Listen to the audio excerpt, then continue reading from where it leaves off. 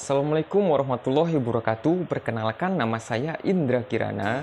Di sini saya sebagai perwakilan dari kelompok saya yang beranggotakan Andika Saputra, Michael Anderson, Raihan Alpared, Nanda Jalasena, Agnes Suryanjayana, dan Sri Muyeni.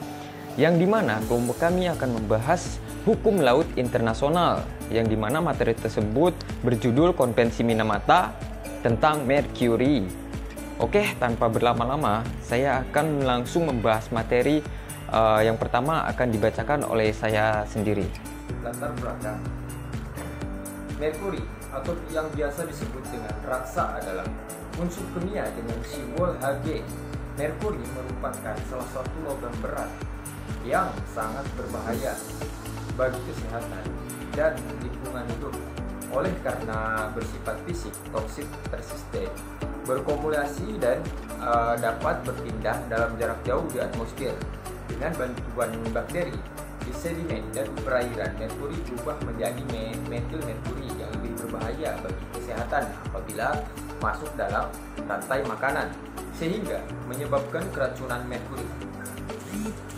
Salah satu kasus keracunan merkuri yang sangat fenomenal adalah Minamata disease yang terjadi pada tahun 1950-an di Jepang. Kasus ini terjadi akibat pembuangan limbah yang mengandung metil merkuri dan dari industri pupuk Chiso Chemical Corporation di Prefektur Minamata. Tanda-tanda keracunan mulai terlihat pada tahun 1949 ketika tangkapan ikan mulai menurun drastis yang ditandai dengan punahnya jenis karang yang menjadi habitat ikan andalan nelayan. Minamata disease adalah penyakit sistem saraf dengan gejala utama meliputi gangguan sensorik ataksia, penyempitan konsentris bidang visual, dan gangguan pendengaran. Jika seorang ibu terpapar metil merkuri selama masa kehamilan, terdapat kemungkinan janinnya akan ikut terpapar juga. Nah, pada tahun 2001, United Nations Environmental Programme atau UNEP melakukan kajian global tentang merkuri dan senyawa merkuri terkait dengan aspek dampak kesehatan sumber transportasi dan peredaran serta perdagangan merkuri, juga teknologi pencegahan dan pengendalian merkuri. Berdasarkan hasil kajian tersebut, UNEP menyimpulkan bahwa diperlukan tindakan atau upaya internasional guna menurunkan resiko dampak merkuri terhadap kesehatan manusia dan keselamatan lingkungan hidup dari lapisan merkuri dan senyawa merkuri. Dalam rangka mengendalikan merkuri secara internasional, UNEP menyelenggarakan Governing Council atau GC pada tahun 2009 yang menyetujui untuk dilakukannya negosiasi global legally binding instrument on mercury dengan membentuk Intergovernmental Negotiation Committee INC, dan Indonesia turut berperan aktif dalam INC mulai dari INC 1 pada tahun 2010 dan Stockholm hingga INC 5 pada tahun 2013. Di Jenewa yang menyetujui substansi konvensi dan menyepakati nama konvensi adalah Minamata Convention of Mercury atau Konvensi Minamata mengenai merkuri. Urutan pertemuan negosiasi tersebut adalah sebagai berikut. Saya sebutkan. INC 1 dilaksanakan pada tanggal 7 sampai 11 Juni 2010 di Stockholm, Swedia. INC yang kedua dilaksanakan pada tanggal 24 sampai 28 Januari 2011 di Chiba, Jepang. Terus yang INC ketiga dilaksanakan pada tanggal 31 Oktober sampai 4 November 2011 di Nairobi, Kenya. INC 4 dilaksanakan pada tanggal 27 Juni sampai 27 Juli 2012 di Punta del Este, Uruguay. Nah, INC kelima dilaksanakan pada tanggal 13 sampai 18 Januari 2013 di Jenewa, Switzerland. Pertemuan INC 5 merupakan fase terakhir negosiasi yang dimandatkan oleh GUNC pada tahun 2009. Negara yang hadir pada pertemuan tersebut berhasil menyetujui sebuah konvensi yang mengatur tentang pengolahan merkuri. Konvensi yang selanjutnya disebut Konvensi Minamata, ini ditandatangani oleh 92 negara pada Diplomatic Conference di Minamata, Provinsi Kumamoto, Jepang pada tanggal 10 Oktober 2013. Indonesia merupakan salah satu negara yang menandatangani perjanjian internasional ini. Pasca penandatanganan pada tahun 2013 dilakukan 2 kali pertemuan INC yang bertujuan untuk mempersiapkan dokumen yang akan dibahas pada konferensi para pihak, Konferensi of Parties COP Pertama, dua pertemuan INC tersebut adalah INC 6 dilaksanakan pada tanggal 3-7 November 2014 di Bangkok, Thailand. Terus yang INC ke-7 dilaksanakan pada tanggal 10-15 Maret 2016 di Yordania. Konvensi Minamata mengatur pengadaan dan perdagangan merkuri dan senyawa merkuri, termasuk di dalamnya pertambangan merkuri, penggunaannya sebagai bahan tambahan di dalam produk dan proses produksi, pengelolaan merkuri pertambangan skala kecil atau PESK, pengendalian emisi dan lepasan merkuri dari industri udara, air, dan tanah, penyimpanan stok atau cadangan merkuri dan senyawa merkuri sebagai bahan baku atau tambahan produksi, pengelolaan limbah merkuri dan lahan terkontaminasi merkuri. Selanjutnya yaitu ada pemberlakuan entry into force Konvensi Minamata. Pasal 31 Konvensi Minamata menyatakan bahwa konvensi ini wajib mulai berlaku pada hari ke-90 setelah tanggal penyimpanan instrumen ratifikasi, penerimaan, persetujuan, ataupun aksesi yang ke-50. Pada tanggal 18 Mei 2017, Romania menjadi negara ke-50 yang melakukan penyimpanan instrumen ratifikasi Konvensi Minamata pada Sekretariat Jenderal Perserikatan Bangsa-Bangsa. Maka, 90 hari berikutnya, yakni 16 Agustus 2017, Konvensi Minamata mengenai merkuri dinyatakan mulai berlaku entry into force secara global. Hingga 25 September 2017, terdapat 85 negara yang telah meratifikasi Konvensi Minamata. Indonesia telah meratifikasi pada tanggal 22 September 2017 setelah dilakukannya penyimpanan Instrumen International of Regulation atau IOR oleh Menteri Luar Negeri Republik Indonesia kepada Sekretariat Jenderal Perserikatan Bangsa-Bangsa di New York, Amerika Serikat. Dengan dilakukannya hal tersebut, Indonesia telah menjadi negara pihak Konvensi Minamata. Negara pihak atau party merupakan sebutan bagi negara atau organisasi kerjasama ekonomi kawasan Regional Economic Integration Organization yang telah melakukan ratifikasi, aksesi, penerimaan, atau persetujuan terhadap konvensi. Yaitu yang selanjutnya ada tujuan. Konvensi Minamata mengenai merkuri bertujuan untuk melindungi kesehatan manusia dan lingkungan hidup dari emisi dan lepasan merkuri maupun senyawa-senyawa merkuri yang bersifat antropogenik. Sekarang kita akan membahas mengenai materi pokoknya, di mana dalam materi pokok ini itu tuh membahas tentang Konvensi Minamata itu terdiri dari 35 pasal dan 5 lampiran, di mana pasal-pasal dalam Konvensi Minamata ini dibagi menjadi 4 bagian utama. Yang pertama itu adalah pasal mengenai pengaturan operasional, di mana dia ini tuh memuat kewajiban mengurangi emisi dan lepasan merkuri dan senyawa merkuri antropogenik ke media lingkungan. Dan dalam pasal ini dibagi lagi menjadi beberapa bagian utama. Yang pertama itu yaitu untuk mengontrol sumber pasokan dan perdagangan merkuri.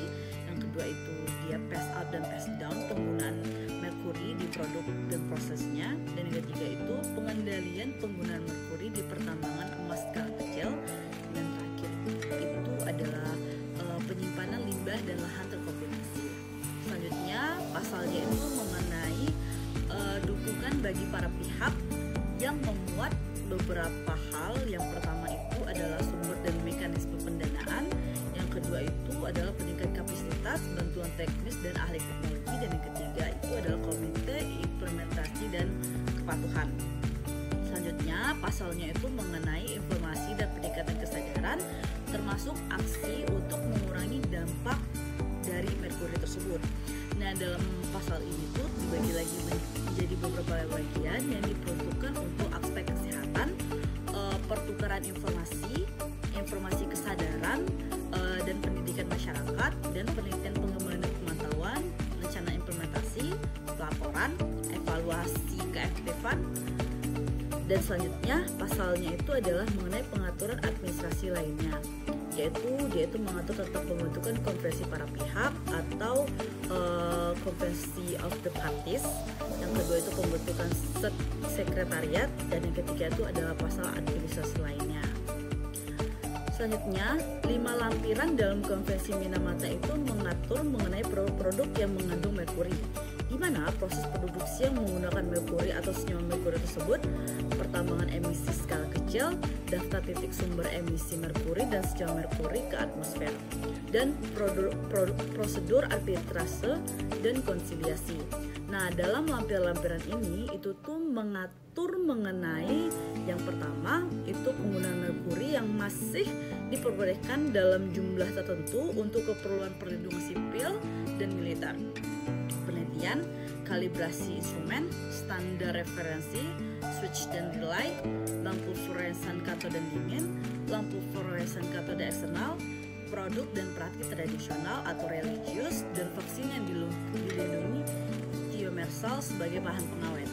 Selanjutnya, yang kedua itu adalah penggunaan merkuri yang dihapuskan secara bertahap hingga 2018 adalah proses dengan asetaldehid, sedangkan yang dihapuskan secara bertahap hingga tahun 2020 antara lain itu berupa baterai, termometer, serta tensimeter, dan dihapuskan secara bertahap hingga 2025 adalah produksi klor alkali.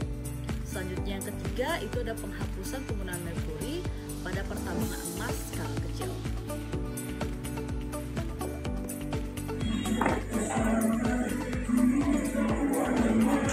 Selanjutnya dalam pasal 3 sumber pasokan dan perdagangan merkuri. Dalam pengaturan, pasal ini memuat tentang sumber pasokan dan perdagangan merkuri serta menjelaskan mengenai definisi merkuri dan senyawa merkuri. Pasal ini juga mengecualikan merkuri yang dipergunakan untuk kegiatan penelitian sebagai bahan baku alami dan yang sudah ada di dalam produk. Setiap pihak wajib tidak memperbolehkan penambangan merkuri primer di wilayahnya. Penambangan merkuri primer yang selama ini telah ada hanya boleh beroperasi hingga 15 tahun sejak berlakunya konvensi. Merkuri yang dihasilkan dari kegiatan ini hanya boleh digunakan untuk produk, dan dari kegiatan ini hanya digunakan produk-produk dan proses yang diatur dalam pasal 4, pasal 5, dan pembuangan merkuri tidak boleh digunakan di kegiatan pertambangan emas. Dalam pasal ini juga diatur mengenai kewajiban melakukan identifikasi stok merkuri dan senyawa merkuri ekspor dan sertifikasi sumber merkuri dari negara non-pihak. Selanjutnya pasal 4, produk-produk mengandung merkuri dalam pengaturannya memuat tentang pengaturan terkait penggunaan merkuri atau senyawa merkuri dalam proses produksi yang tercantum pada bagian 1 dari lampiran B setelah tanggal pemberhentian penggunaan yang ditetapkan serta kewajiban untuk mengambil langkah-langkah pembatasan penggunaan merkuri atau senyawa merkuri yang tercantum pada bagian 2 dari lampiran B sesuai dengan ketentuan yang tercantum pada bagian tersebut. Selanjutnya dalam pasal 6 pengecualian bagi pihak berdasarkan permintaan. Dalam aturannya mengatur mengenai pengecualian yang dapat dilakukan oleh negara pihak berdasarkan permintaan terhadap waktu penghapusan yang terdapat dalam lampiran A dan lampiran B yang dilakukan secara tertulis kepada sekretariat. Selanjutnya dalam pasal 7 pertambangan emas skala kecil. Dalam aturannya mengatur tentang penerapan lampiran C khususnya terkait upaya penghapusan penggunaan merkuri dan senyawa merkuri tertulis kepada sekretariat. Selanjutnya dalam pasal 7 pertambangan emas skala kecil. Dalam aturannya mengatur tentang penerapan lampiran C khususnya terkait upaya penghapusan penggunaan merkuri dan senyawa merkuri pada pertambangan emas skala kecil yang menggunakan proses amalgamasi untuk mengekstrak emas. Dan selanjutnya pasal 8 tentang emisi yang dalam aturannya memuat tentang pengaturan pengambilan dan pengurangan emisi merkuri ke atmosfer dari sumber-sumber sebagaimana tercantum dalam lampiran D. Selanjutnya pasal 9 tentang lepasan. Memuat tentang pengaturan pengambilan dan pengurangan lepasan merkuri yang perairan dan tanah dari sumber terkait. Selanjutnya dalam pasal 8 tentang penyimpangan sementara yang ramah lingkungan hidup untuk merkuri selain limbah merkuri. Dalam aturannya yaitu memuat tentang pengaturan penyimpangan sementara merkuri yang berwawasan lingkungan serta mengupayakan kerjasama dalam upaya peningkatan kapasitas. Dan selanjutnya pasal 11 bertentang tentang limbah merkuri. Dalam aturannya memuat pengaturan tentang pengertian kewajiban untuk melakukan pengolahan limbah merkuri ramah lingkungan dan perpindahan limbah merkuri sebagaimana yang diatur dalam Konvensi Basel.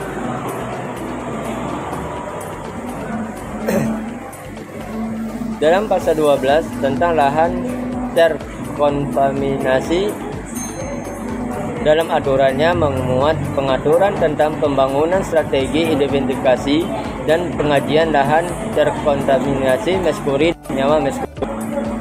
Selanjutnya pasal 13 sumber mekanisme dan pendanaan, itu memuat tentang mekanisme dan sumber pendanaan untuk kegiatan nasional dalam rangka penerapan konvensi yang dapat bersumber dari dalam negeri atau melalui pendanaan bilateral dan multilateral. Selanjutnya dalam pasal 14 tentang peningkatan kapasitas bantuan teknis dan ahli. Di dalam aturannya memuat tentang peningkatan kapasitas bantuan teknis dan ahli teknologi yang dapat dilakukan melalui kerjasama bilateral maupun multilateral.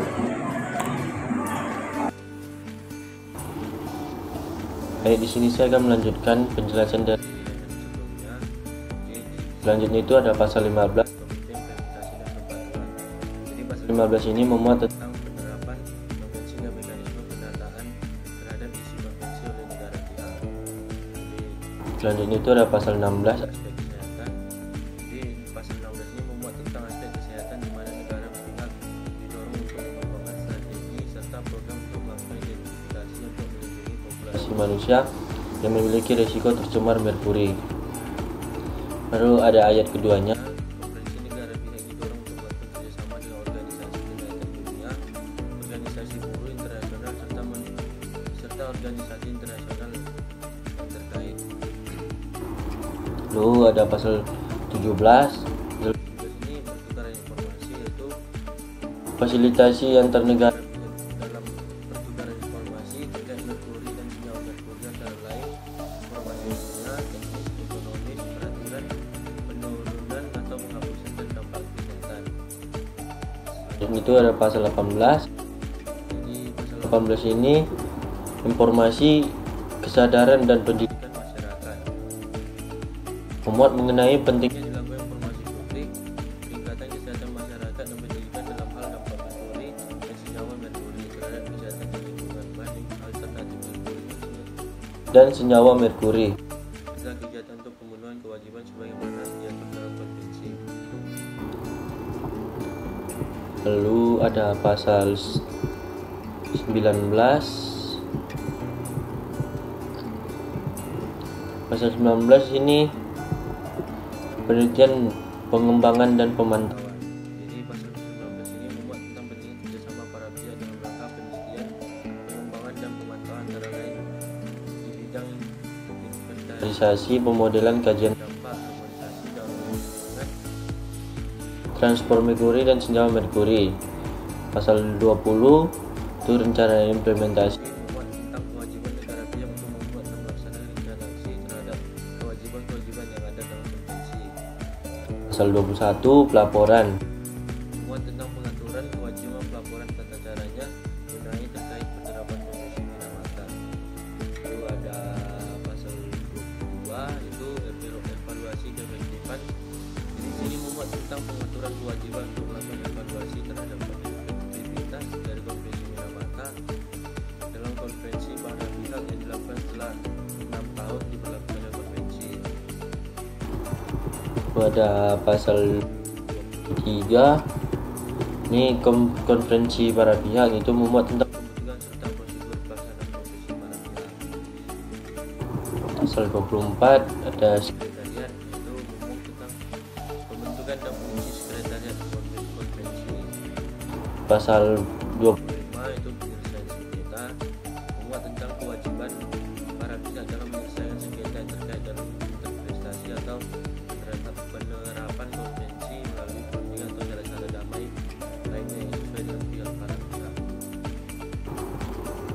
Itu pasal 26 amandemen atas konvensi, memuat tentang mekanisme amandemen terhadap bentuk konvensi. Pasal 27 adopsi dan amandemen terhadap lampiran.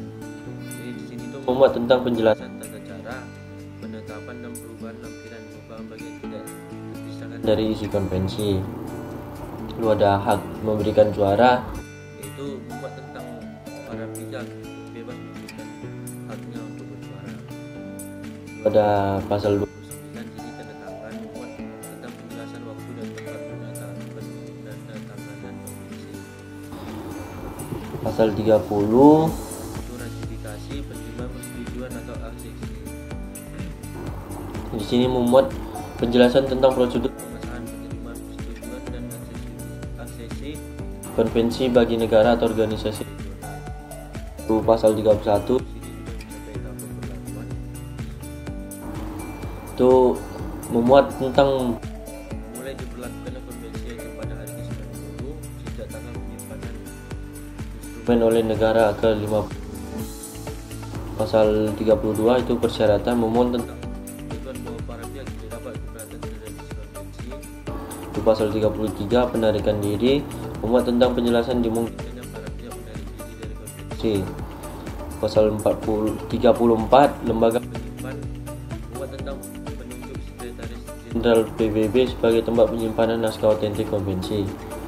Lalu pasal 35 teks otentik, memuat penjelasan tentang naskah otentik yang diterjemahkan dalam bahasa Arab, Cina, Inggris, Prancis, Rusia, dan Spanyol.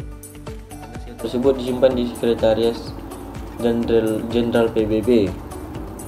Baik, selanjutnya yang akan dibahas di sini adalah mengenai manfaat pengesahan dari Konvensi Minamata bagi Indonesia. Di sini terdapat 14 manfaat atas pengesahan tersebut.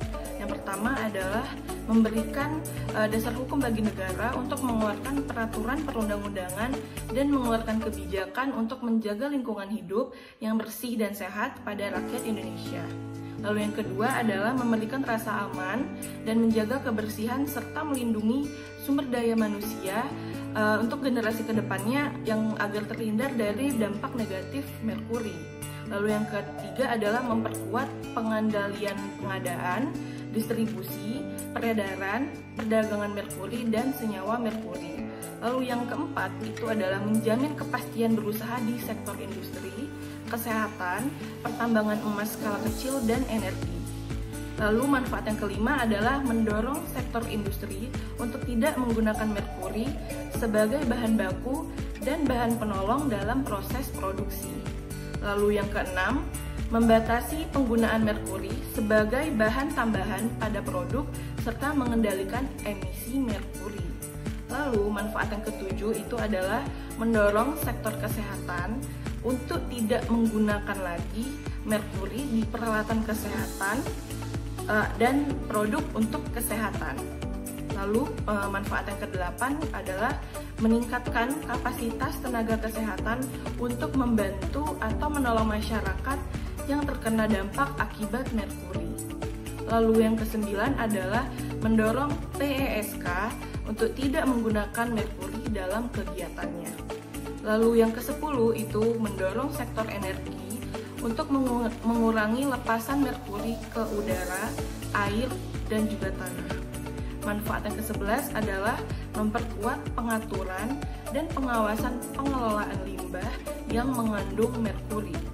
Lalu yang ke-12 itu adalah mengurangi resiko tanah, air, dan udara yang terkontaminasi merkuri. Lalu yang ke-13 itu adalah memberikan peluang bagi Indonesia untuk mendapatkan bantuan internasional antara lain seperti bantuan teknis, ahli teknologi, dan pendanaan dalam upaya pengendalian emisi merkuri dan penghapusan merkuri pada kegiatan sektor industri dan kegiatan PESK di Indonesia. Lalu yang terakhir yaitu manfaat ke-14 adalah meningkatkan kerjasama global untuk pertukaran informasi dalam penelitian dan pengembangan, terutama untuk penggantian merkuri pada proses industri dan PESK guna mencapai tujuan pembangunan berkelanjutan.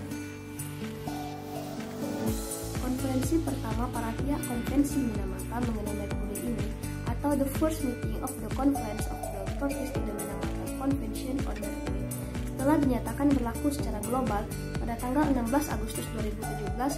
United Nations Environment Program atau UN Environment menyelenggarakan konferensi pertama para pihak Konvensi Minamata mengenai merkuri ini pada tanggal 24 sampai dengan 29 September 2017 di Jenewa, Swiss. Pertemuan yang dihadiri sekitar 1.200 peserta dari 120 negara ini mengusung tema Make Mercury History.